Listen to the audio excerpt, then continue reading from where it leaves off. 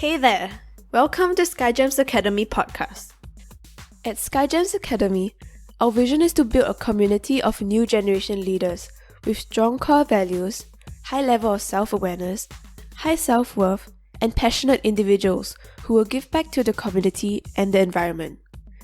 We are focused on delivering high-quality blended online learning of 21st century life skills delivered and taught online, practiced and perfected offline. Our philosophy is to inspire, educate, and nurture. We work towards inspiring and igniting sparks.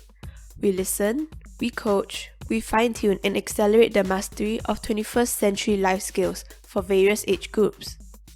Our blended learning programs are curated from the early years to above 60 years old, as we believe in providing high-quality, lifelong learning for everyone. SkyGems Academy Podcast Series 1: How COVID-19 Transformed the Education Industry. We will take you inside the minds and behind the scenes of 40 exclusive leaders and educators in the education industry. We've interviewed 40 exclusive educators and leaders in the education industry worldwide, starting with China, where the pandemic initially started. You will hear from the leaders in the education industry sharing candidly their views on the possible changes that will take place in the education industry post-COVID-19. Be sure to tune in to SkyGems Academy Podcast Series 1 to listen and learn from the amazing stories, experiences shared, challenges faced, and techniques used by educators in different cities and countries to adapt and overcome their challenges personally as well as professionally in their respective roles in the education industry during the COVID-19 pandemic. Now, let's dive into SkyGems Academy Podcast Series 1. Introducing to you our host, Alyssa. Hey guys, it's Alyssa. Hope everyone is keeping well. SkyGems Academy Podcast is a passion project that my team and I kicked off in early 2020. As we are all facing the unprecedented events and experiences impacted by the COVID-19 pandemic, we find that there is an urgent need to unite the global community of educators and leaders to progress forward together. Our main objective is to create a platform for all global leaders and global communities to come together to document these historic moments for our future generations. SkyGems Academy Podcast is a platform for everyone from all around the world to share, listen, learn, communicate, collaborate, and come together to network and help one another to pull through this very challenging period that has impacted the global community. In each episode of SkyGems Academy Podcast Series 1, How COVID-19 Transformed the Education Industry, you will find yourself immersed and engaged in in-depth discussions and thought leadership in various aspects of education, technology, humanity, diversity, disparity, and collaborations in the education space.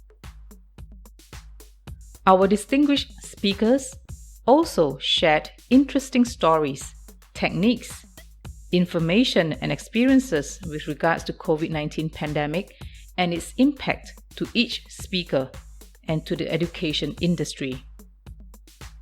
We trust that you will find great value, insights and learnings from our 40 exclusive speakers in each episode of SkyGems Academy Podcast Series 1.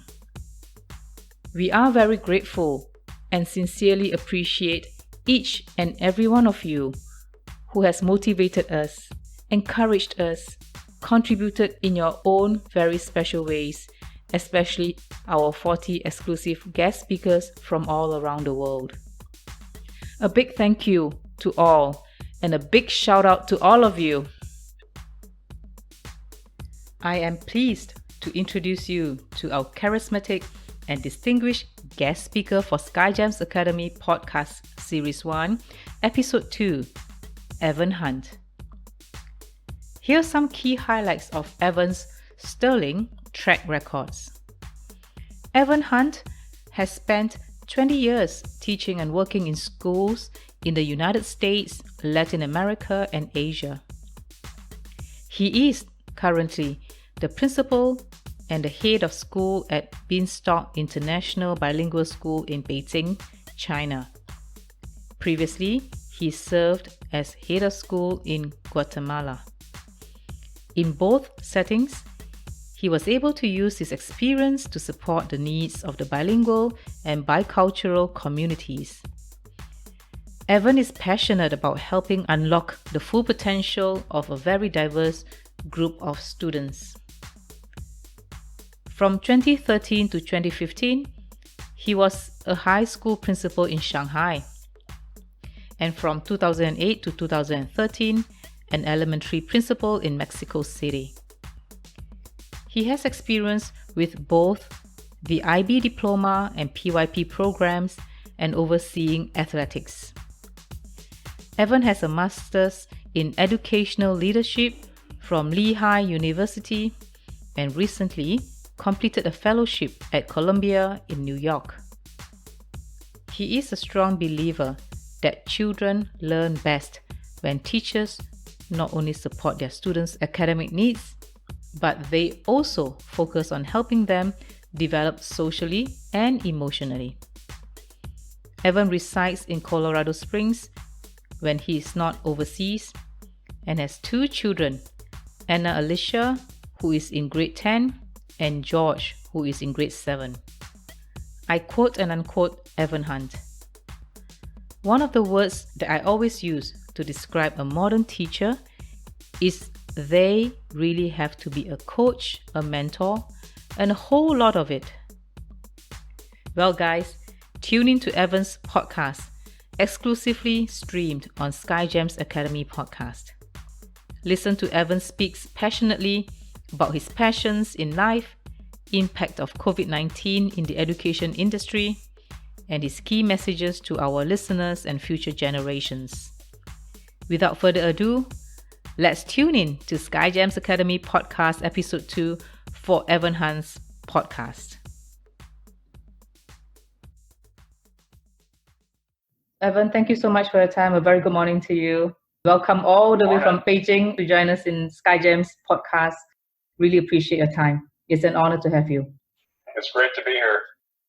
Thank you, Evan. I know you have been very brave and staying put in Beijing during COVID-19. And really happy to hear you are facing through those tough times very positively. It is really our honor and our pleasure to have you today to share with us more in terms of this very difficult, challenging time, unprecedented times that we all are facing, how you have gone through the pandemic on your own in Beijing. And I think it's really great to have you to share your thoughts as to how you feel about the current situation of COVID-19 for yourself. Sure, and it's a great question, and obviously it's one of the same questions that a lot of administrators around the world have been asking themselves is, how do I feel about the quote-unquote new normal that we're living in? And one of the things that keeps popping up into my mind is the word uncertainty. So much of what we deal with on a daily basis in schools is unpredictable, but you add in things like COVID-19 and you add in elements like economic shutdown and political turmoil, and suddenly the issues that we deal with in schools on a daily basis become very sort of minute in comparison to people simply being able to live life on life's terms. One of the jokes that we keep hearing about in the United States over and over again is about people that don't have toilet paper and people that are losing jobs, and people that don't have a place to live. So oftentimes when we think about schools and what we're going through, it's pale in comparison. But let's face it, at the end of the day, parents are very concerned about child's education, and obviously we've got a bunch of stakeholders here at school that depend on us to make sure that we make school and schooling a priority. So I do spend a lot of my day focusing on students and student learning and when we can get our building reopened. But in the meantime, most of our energy and focus is on making sure that online distance learning platform is the very best that it can be. And as we know, there is no school out there that has the perfect fit, and no school has found that perfect balance between rigor and flexibility and autonomy. And so we really do sort of use a trial and error type method when it comes to our approach to distance learning. And by no means do we have it perfect, but the flexibility and the ability to adapt to changing variables has really helped us, stay ahead of the curve. I think you hit the nail on its head when you say adaptability and agility to adapt the changes, right? Because we all were living in the world of what we thought was normal previously, where things were going on well for a long, long time. And all of a sudden, with COVID-19, we have to face the reality that we have to embrace change very suddenly, very abruptly. And at the point in time, it was Chinese New Year, wasn't it, in Beijing, that things were all closed. You have to navigate through those challenges during the holidays, wasn't it? Well, I think you bring up a really good point. Is the timing was both perfect and horrible at the same time. Perfect Yes. from the standpoint that people were already going on a break, and there was an opportunity for us to create some programs and create some policies and procedures that we didn't have in place when people went on New Year.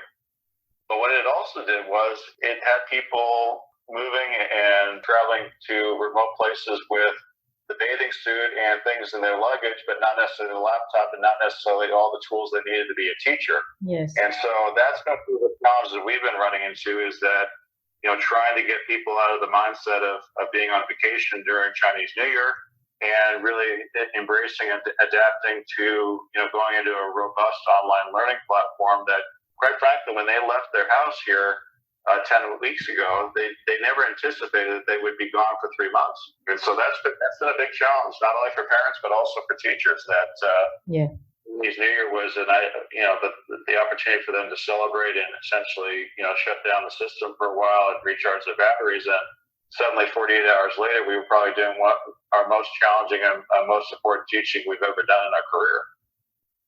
Very well said, yeah, and it's so true, yeah. And I think some of us are still facing that challenge in different countries, different part of the world, just different phases of the pandemic evolving.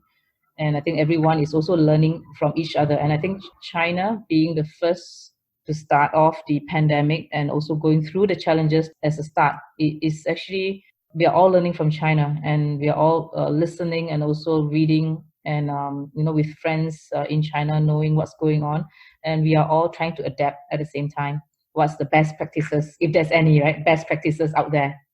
No, you bring up a really good point. When we talked about quarantining and we talked about isolating and we talked about going and shifting to online learning, really China and the schools in China were the first to do it, and there was a lot of schools around the world, especially in North America, that I don't think they honestly thought it was ever going to impact their lives. And I was talking to a gentleman the other day. He said, Evan, the first time I actually took the pandemic seriously was when the NBA canceled their season and they stopped playing basketball. I said, my gosh, it took people stop playing basketball for you to realize that this was a serious thing. And he said, sort of sheepishly and sort of embarrassed to say, yeah, because it was something tangible that people could point to and say, you know what, it's too dangerous to play basketball, and there's no sport on TV now. And so for the whole world to see the definitively empty stadiums and empty auditoriums and no people be able to go to a movie theater,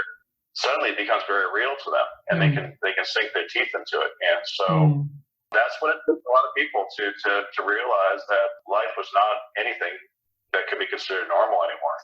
Yeah. So that's when reality strikes hard onto our own faces, right? Where we have to face it and live with it and adapt to it. So you are in a very good position to tell us so, because you have went through it on your own from the very beginning of the pandemic in late January, early February, where things really started to unfold in China. So thank you for sharing. Oh, absolutely. We've been at this almost 11 weeks now, and some of the choices we made even with online learning, 11 weeks ago are also comical, where did we honestly think it was going to be able to be sustainable and work the way that we wanted it to do? And the answer was frankly no, and that's why our practice continued to evolve. And one of the things that we really adopted early on that I think really saved us some trouble was every Wednesday we sent out a survey to all our families and said, how's the online learning platform going? Do you have any recommendations of things that you'd like us to change? And by Thursday or Friday, I had met with all the teachers, and we had already adopted and made those changes where change in school never happens that quickly. But for us to embrace change and modifications within a 48-hour period of time really saved us a lot of headache and pitfalls because we didn't let ego get in the way of making decisions. If a parent and a teacher thought it was a good idea, we were going to embrace it and try it and see if it worked. And if it didn't work and it failed, next week we'll get rid of it and we'll move on and do something else. But we really started to build a relationship with our families where they expected us to change and the teachers expected us to try different things. And they really gave us a canvas in which we had an opportunity to paint a bunch of different paintings and painted different pictures of how things could be. And I think we finally got that happy medium. Wow. That is really remarkable as to hear the agility of you and your team during this pandemic, and also working alongside with parents and building that tight rapport with them during this crisis is something really incredible that you have done. So Evan, really congratulate you on that journey. I know it's not easy, right? And I don't want to take all the credit because I think we got very lucky in that we had the type of faculty that were very pliable and very open to putting the needs of children first. And one of the secrets that I've sort of adopted in my leadership style is trying to be transparent with decision-making process and showing some level of vulnerability, because oftentimes, leaders are painted with this picture that they need to always have all the answers and they need to be able to stand up and tell everybody, exactly what to do and how to do it. But especially when dealing with millennials nowadays, and we've got millennial parents and now we got millennial teachers, they really want to know when you're a little bit worried, and they really want to know when you don't have all the answers. And I think that vulnerability leads to collaborative leadership, and it leads to brainstorming where, quite frankly, the type of things teachers tell me today, I would never have told my administrators 20 years ago. I would have let them, lead us in bad directions and just so be it. But I think we saved people a lot of time and a lot of stress because we didn't let ego get in the way of making decisions. That's really wonderful to hear. Really a role model to a lot of us. Thank you, Evan, for sharing. Thank you. Yeah, thank you. What would you say in terms of the biggest lessons learned during this pandemic that you yourself have gone through, as well as your school? Well, this is very refreshing, and I think it speaks volumes to how important education is, even in a modern social media, technology-driven world. This whole thing has really proved to me just how important face-to-face, real, on-campus education is to families and to students. Because we can talk about Zoom, we can talk about online platforms, we can talk about distance learning. But one of the things that we have found is no matter how much we improve our distance learning experience for families, it's never going to be as good as the face-to-face. It's never going to be as good as the on-campus experience where kids are running through the hallways and you can hear laughter and you can see smiles in classrooms. And so for me, it's been very refreshing and in many ways a relief to know that we as teachers and we as brick and mortar schools are not obsolete, and that we do have a place in this world. And that, one of the things that families keep telling me over and over again is, I can't wait for my child to be back with you in the building.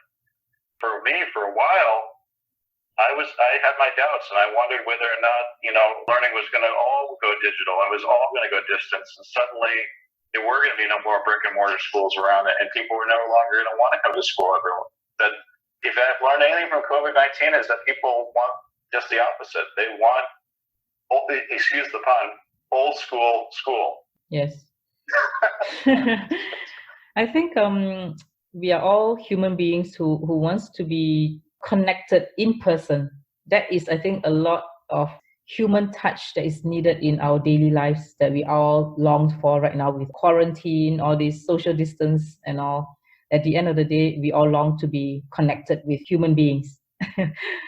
That's what I feel. Absolutely. And I've worked at all the different levels of schooling now. I've worked at obviously elementary, middle school, and high school. And one of the things I really, really like about working in primary in particular is just how much the kids enjoy seeing you and vice versa. And part of the reason I like working internationally is we still can hug the children, and we kids can still touch them when they fall down on the playground and help them up. And it's that personal touch that for a while around the world, the word touch sort of took on this negative connotation, but we as humans all want to be touched, and we all want to be loved. And at school, there's a lot of touch, and there's a lot of love, and there's a lot of learning that takes place that can't be found in a textbook, and it can't be found in online learning. And building relationships and getting along with others and all those types of things that happen at the kindergarten level, and we take for granted that most adults know how to share and put their toys away when they're done using them, but those have to be taught, and those have to be learned skills, and I can't think of a better place to learn those things than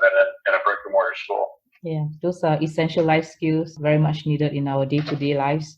And you know what? I long for a high five. High five is wonderful. Yes. And if you haven't had a high five lately, I think you're missing out. So if you've got somebody nearby you today, just find somebody in a coffee shop or something and give them the high five. Right. Obviously, sanitize your hands after you do it, but get the high five.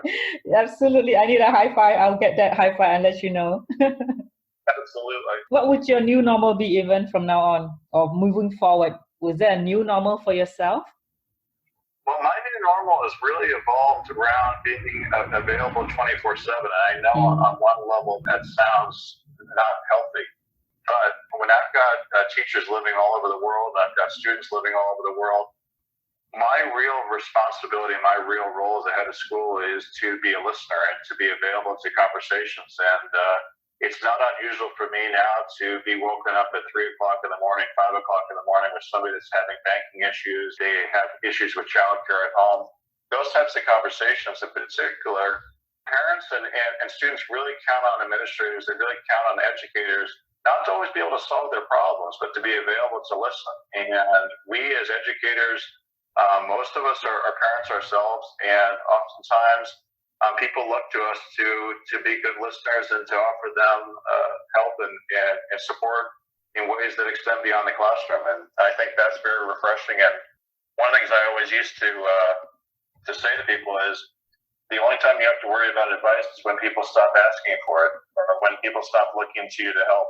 Because if they look to you to help, it means they trust you, and it means that they love you. And if you're not available to them, they're going to find somebody that they do trust and they do love. And so I always feel very honored and privileged when people call me in the middle of the night and say, I didn't have anybody else to call, so I called you, Evan. It's so heartwarming to hear, Evan. Thanks for sharing that.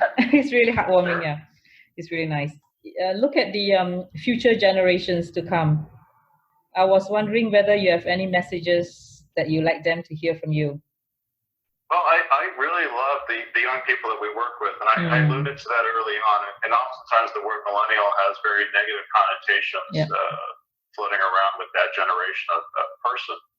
But one of the things I really found that's wonderful about the millennial is that they are not bashful about telling you how they feel and how they think that school can be improved. And they have saved me so much opportunities for mistake by letting me know ways in which they think we can improve the building, and especially in regards to technology.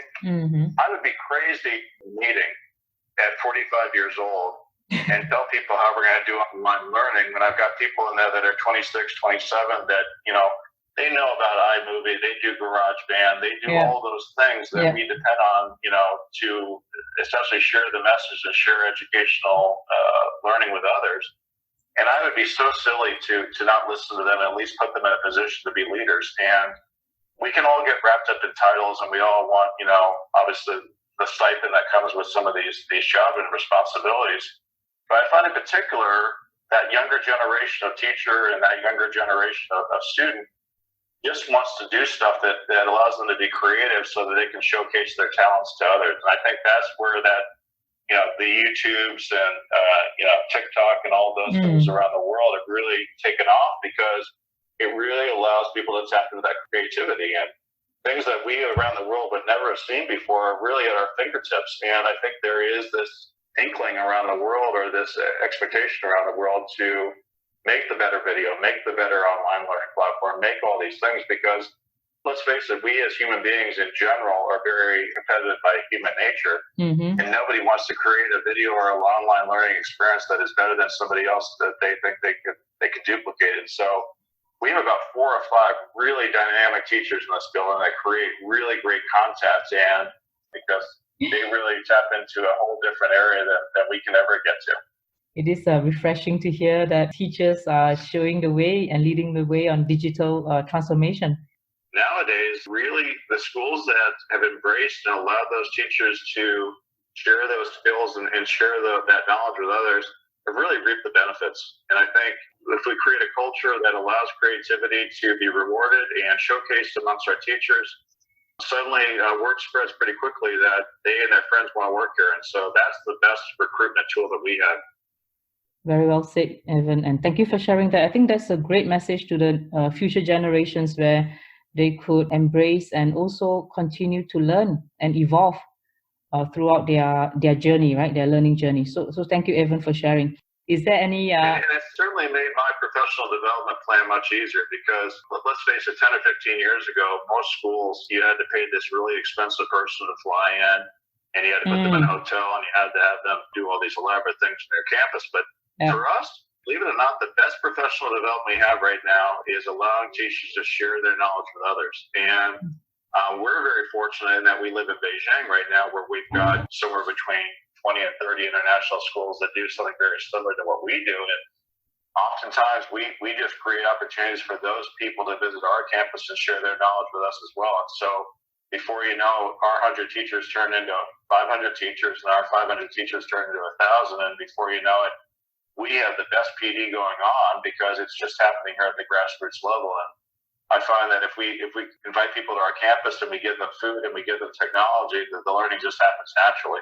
It's really true, and you see that really evolve and also grow rapidly into the DNA of the school, right, and the campus and the students. So that is just remarkable to see how that will change the whole landscape altogether. And I think you guys are leading the way. So congratulations, Evan, and I'm so happy that you have time and spend time with us today on SkyGems podcast.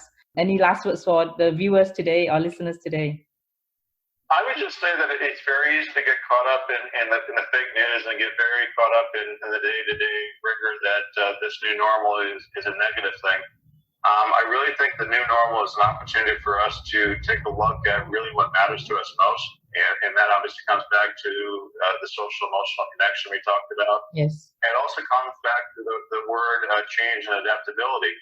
One of the things that we were talking about, ironically, even before COVID-19 was coming out, was this drive for families and this drive for students to have a more customizable learning experience. And I think one of the things that we found is that really needs to be with that blend of online learning platform, but also the actual, in-person on-school experience. And so I think that blend of those two worlds can coexist because let's face it, the modern child nowadays does have interests that take place outside of the classroom and outside of the school day.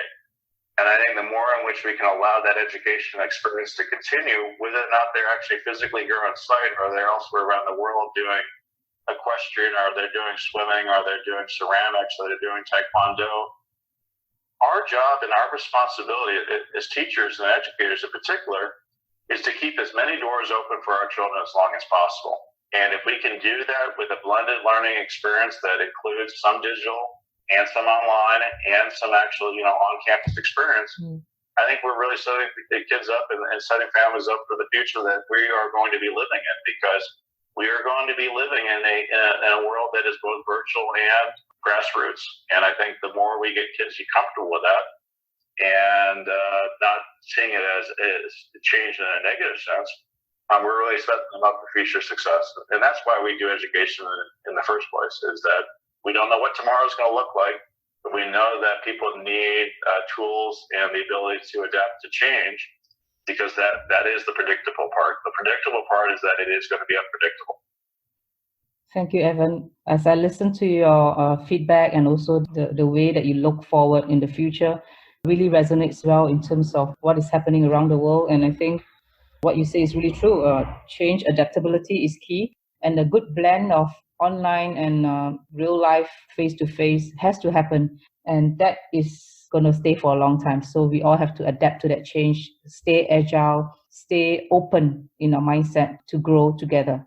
Yeah, so I think we learn from each other, and I think one of the words I always use to describe the modern teachers, they really have to be a coach and a mentor and a role model. And one of the things that we always try to focus on when it comes down to recruiting is people of high character. And if you get people of high character, even if they don't necessarily have the same level of academic skill as perhaps somebody that is a little bit more cerebral, the kids really gravitate towards those people. And I think so much of the learning that takes place in the classroom now is student-led. I agree. And that's why IB is so popular. Let's face it, it's about inquiry. And the children are the ones that are driving the instruction in ways in which 20 years ago it was all teacher-driven. And I think that's where the high-character person and the role model of the teacher is probably even more important now than it was 20 years ago. So that's the recipe we look for. We look for high-character people that think of themselves as more than just a teacher. When we focus on that social emotional part and we have that human connection, whether it be digitally or on grassroots, we find that the children really do learn. When we put them in a position to feel comfortable and they trust us and they love us and they want to work hard for us, the learning just happens naturally. Love and trust, that's what builds all of us. And I think that is really good foundation of learning. Thank you, Evan. Thank you so much for your time, and thank you for sharing. Ladies and gentlemen, we just had Evan Hunt, Principal of Beanstalk International Bilingual School, Head of the School of BIBS from Beijing. Thank you, Evan, for your time. Great to be with everybody. Stay safe and stay healthy and stay full of love. Thank you, Evan.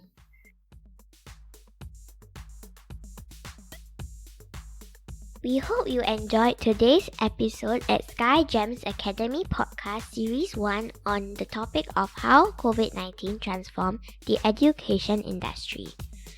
We trust that the podcast episode has provided a whole lot of value and insights to everyone who tuned in.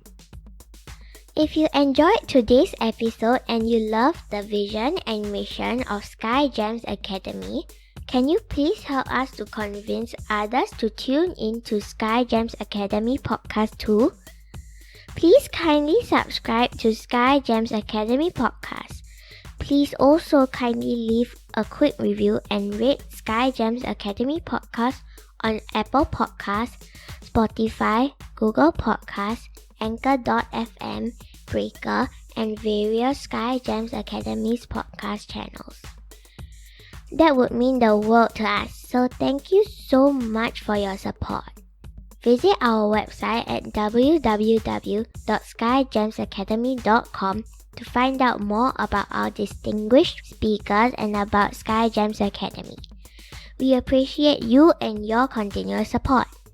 Thank you for tuning in to SkyGems Academy Podcast. High five and peace out!